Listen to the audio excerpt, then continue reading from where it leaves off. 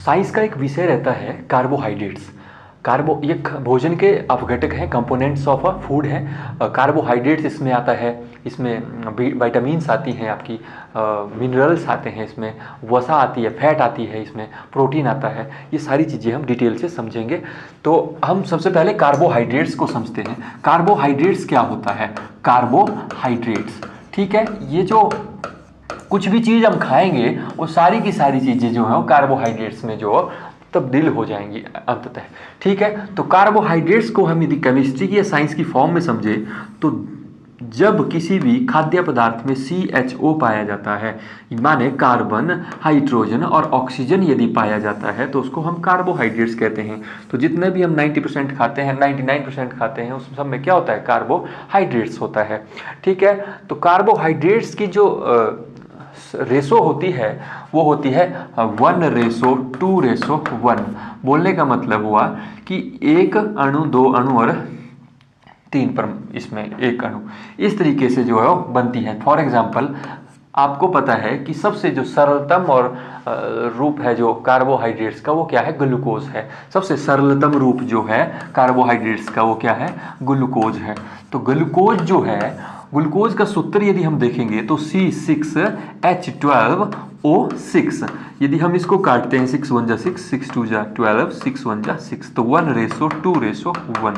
तो इस तरीके से आप समझ सकते हैं कि जो भी कार्बोहाइड्रेट्स है उसकी फॉर्म जो होती है वो 1:2:1 में होती है, ठीक है। 1:2:1 में फॉर्म में होती है कार्बोहाइड्रेट्स जो होते हैं। जो भी चीज़ें हम खाते हैं वो सारी की सारी चीज़ें किस में बदलती हैं? कार्बोहाइड्रेट्स में बदलती हैं एट द लास्ट। सबसे सिंपल जो फॉर्म होती है, ये सबसे सरलतम रूप होता है ग्लूकोज, कार्बोहाइड्रेट्स का।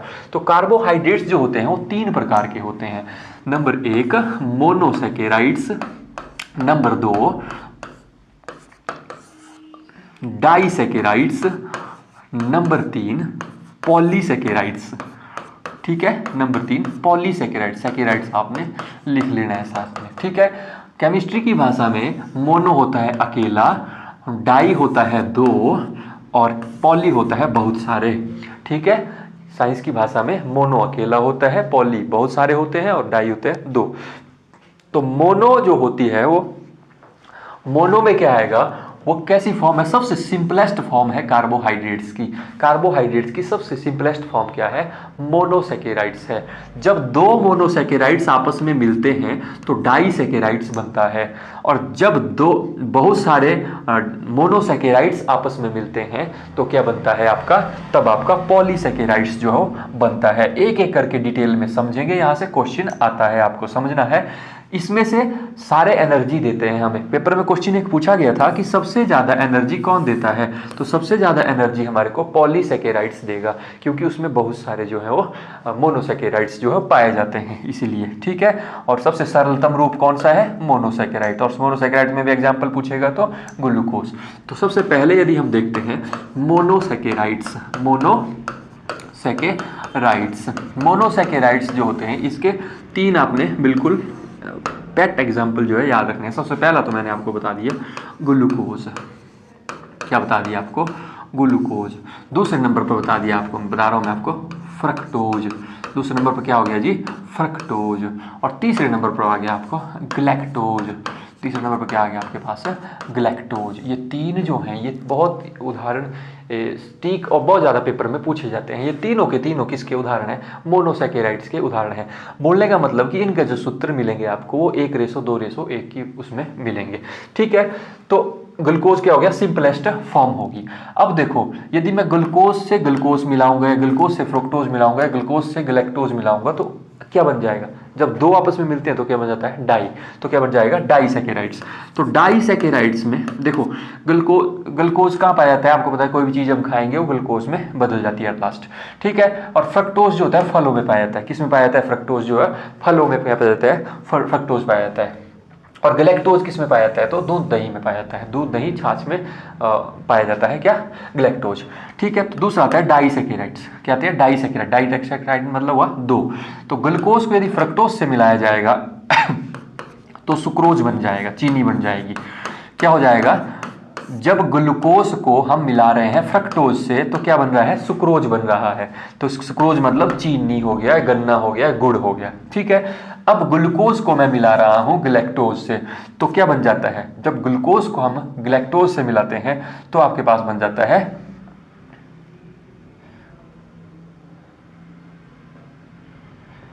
ग्लूकोज को किससे मिला रहे हैं हम, ग्लैक्टोज से।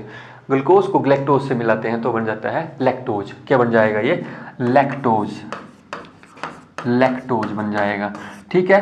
और जब हम ग्लूकोज को ग्लूकोज से ही मिलाते हैं तो बन जाता है माल्टोज, ठीक है। तो क्या बन जाएगा, माल्टोज। तो ये ऊपर वाले उदाहरण है मोनोसैकेराइड्स के और नीचे वाले उदाहरण है किसके, डाइसैकेराइड्स के। तो सुक्रोज किस में पाया जाता है, चीनी में पाया जाएगा, गुड़ में पाया जाएगा, गन्ने में पाया जाएगा, ठीक है। गन्ना क्या है, एक डाइसैकेराइड्स है, ठीक है। लैक्टोज, लैक्टोज जो होता है दूध से बनी चीजें जो होगी, दूध से बनी चीजें क्या होगी, मक्खन, दूध से बनी चीजें क्या होगी, एक मक्खन, और दूसरा हो गया एक हम सूखा पाउडर का दूध यूज करते हैं ना जो, ठीक है। पाउडर नहीं करते हैं एवरीडे चाय के लिए भी यूज करते हैं जो, उस तरीके का सूखा दूध पाउडर जो होता है वो लैक्टोज का उदाहरण है। और माल्टोज में जितने भी पके फल आ जाते हैं ना, जितने भी पके हुए फल, जितने भी सारे पके हुए फल हैं जिनका स्वाद मीठा होता है वो सारे के सारे क्या होते हैं, माल्टोज। खट्टे में भी कार्बोहाइड्रेट्स पाया जाता है लेकिन वो खट्टे में थोड़ा कम मात्रा में पाया जाता है, ठीक है। तो पके हुए फल में और अंकुरित अनाज में, ठीक है, पके हुए फल में और अंकुरित अनाज में। तो आपको पेपर में क्वेश्चन पूछेगा अंकुरित अनाज जो है किसका उदाहरण है, तो अंकुरित अनाज जो है पॉलीसैकेराइड्स का उदाहरण है या डाइसैकेराइड्स का या मोनोसैकेराइड्स का, तो आसानी से कर लेंगे कि डाइसैकेराइड्स का उदाहरण है, किसका उदाहरण है, माल्टोज का उदाहरण है।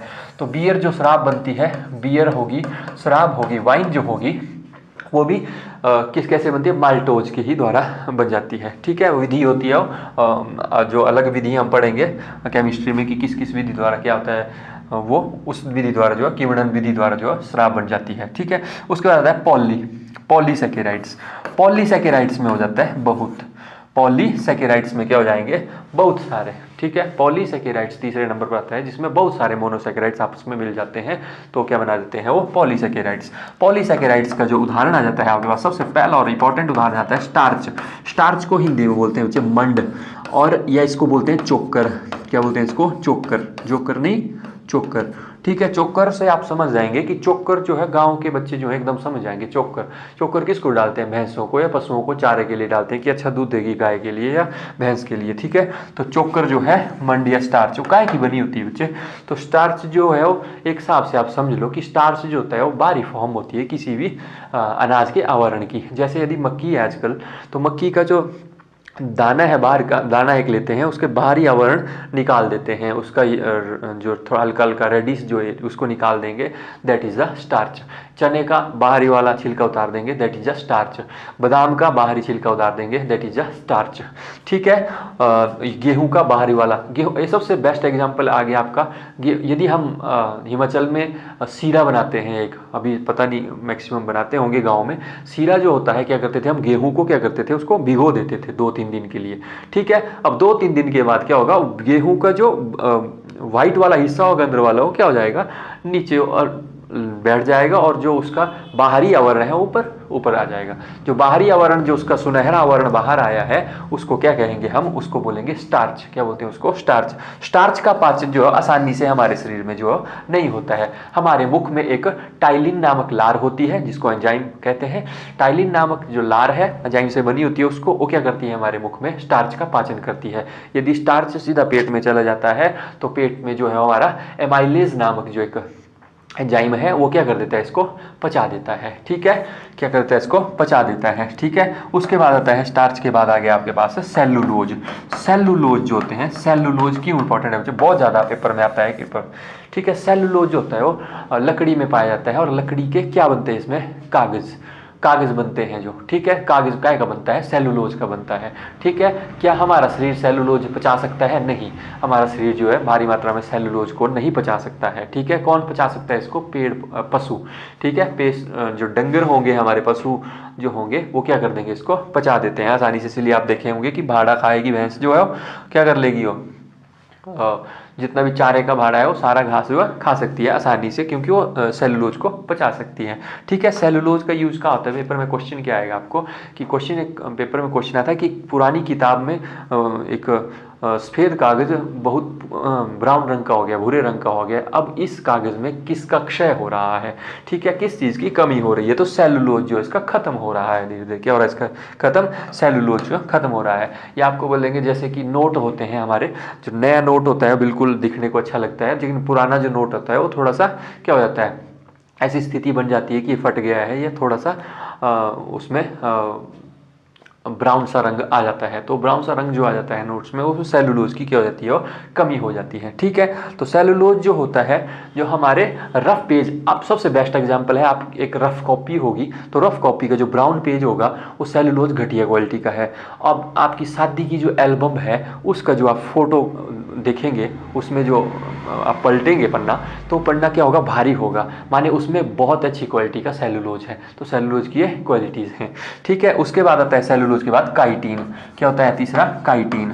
तो काइटिन जो होता है, काइटिन जो होती है, जो जितने भी जो जीव होते हैं, समुद्री जीव होते हैं, उनका बाहरी जो आवरण बना होता है, या कोई भी जैसे आपका कॉकरोच हो गया, या इनका जो बाहरी आवरण बना होता है वो किसका बना होता है, ये बना होता है मगरमच्छ का बाहरी आवरण किसका बना होता है, काइटिन।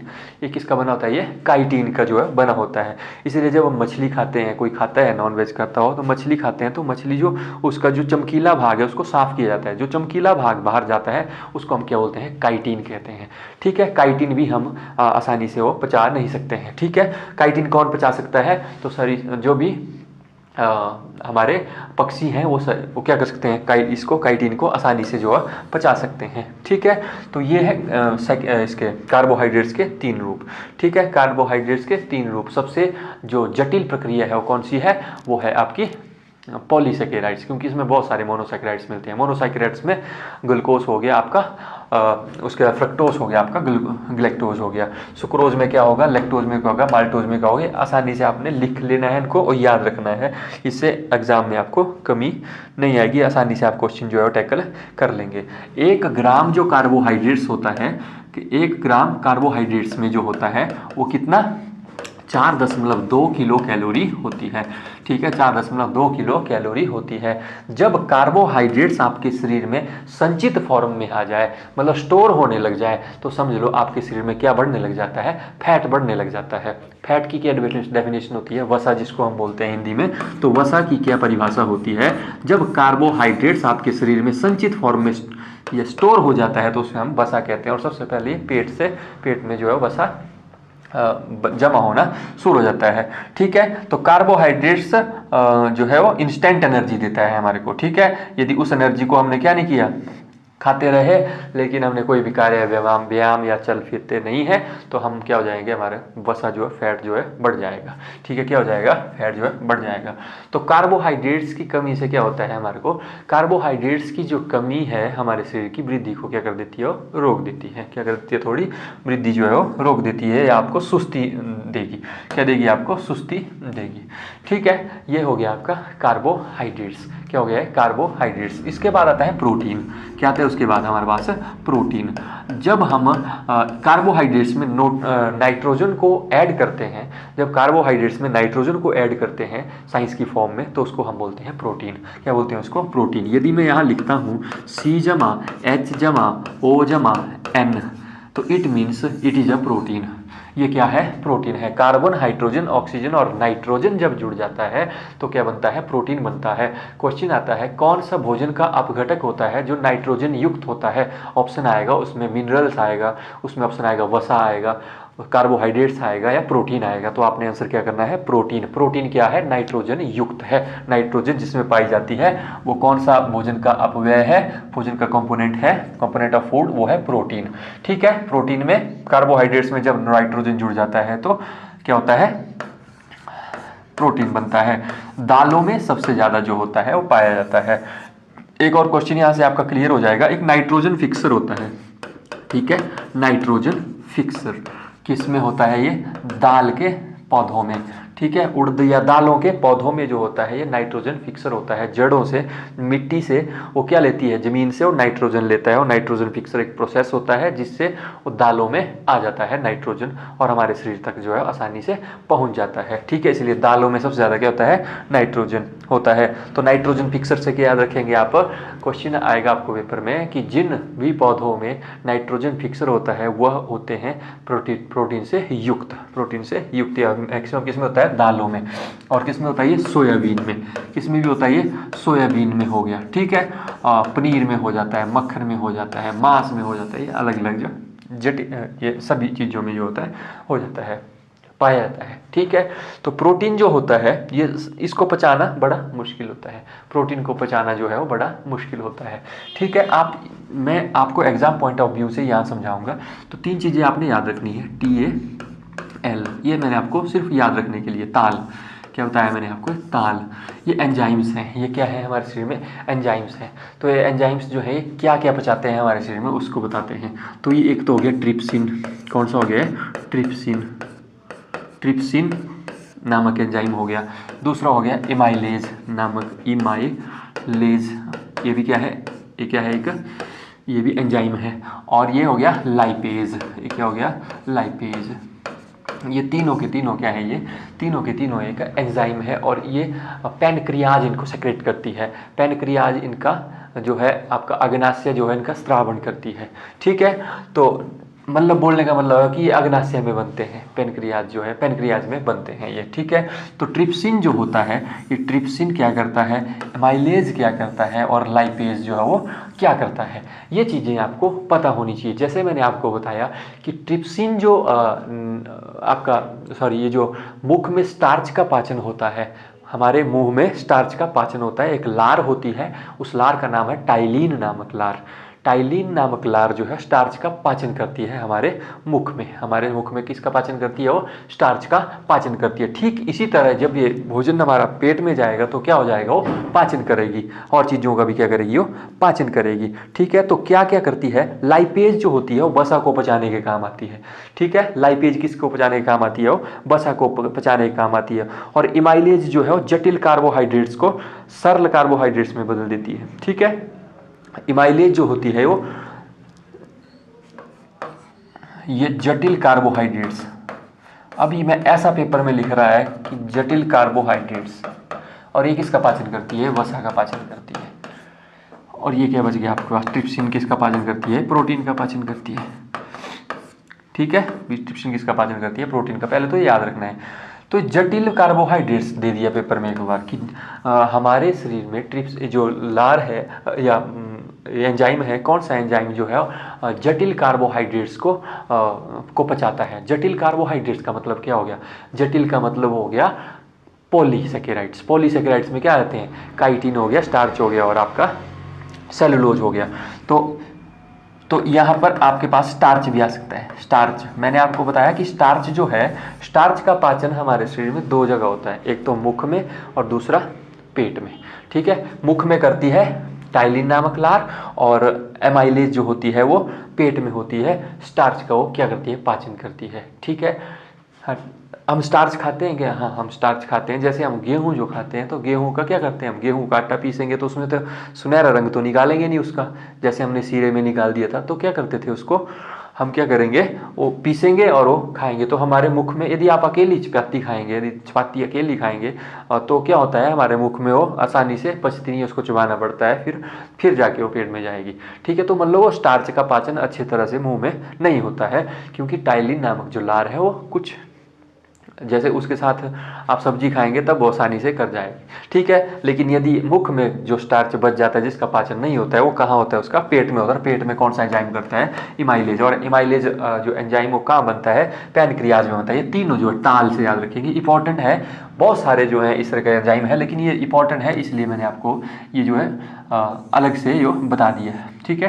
ताल, ट्रिप्सिन नामक एंजाइम जो है वो प्रोटीन का पाचन करता है। इमाइलेज नामक जो है वो स्टार्च का पाचन करता है, जटिल कार्बोहाइड्रेट्स का पाचन करता है। और लाइपेज जो है आपका वसा का पाचन करता है। वसा माने फैट का पाचन करता है। फैट की डेफिनेशन मैंने आपको बता दी। फैट क्या होता है, वसा होती है जब संग्रहित रूप में आप क्या करते हैं, कार्बोहाइड्रेट स्टोर करते हैं, उसको क्या कहते हैं, हम फैट कहते हैं। उसको क्या कहते हैं, हम फैट कहते हैं, ठीक है। उसके बाद जो होता है हमारे पास प्रोटीन वसा, ठीक है। इंपॉर्टेंट, प्रोटीन की कमी जो है नहीं होनी चाहिए शरीर में, ठीक है। प्रोटीन की कमी से जो है वो 2 रोग होते हैं। प्रोटीन की कमी से कौन से 2 रोग होते हैं? 2 रोग होते हैं, मरासमस, अंग्रेजी में भी इसको मरासमस ही कहते हैं, ठीक है, और क्वासी यारकर। ये 2 रोग जो हैं ये प्रोटीन की कमी से होते हैं, पेपर में पूछे जाते हैं। तो मरासमस में जो है मांसपेशियां ढीली हो जाती हैं, और क्वार्सिया यारकर में जो है क्या हो जाता है, प्रोटीन की कमी से जो है शरीर जो है क्या हो जाता है, कमज़ोर हो जाता है, ठीक है। तो जब भी इस तरीके की बीमारियां हो जाएंगी तो वो किसकी कमी से होंगी? हमारे को प्रोटीन की कमी से। और वसा, फैट की कमी से। तो फैट की कमी से महिलाओं में ज़्यादा फैट होता है पुरुषों की अपेक्षा। पुरुष का शरीर जो है 15% फैट से बनता है, और महिलाओं का शरीर जो है 25% जो है फैट से बनता है, ठीक है। तो वसा जो होती है वो महिलाओं में ज़्यादा होती है, ठीक है।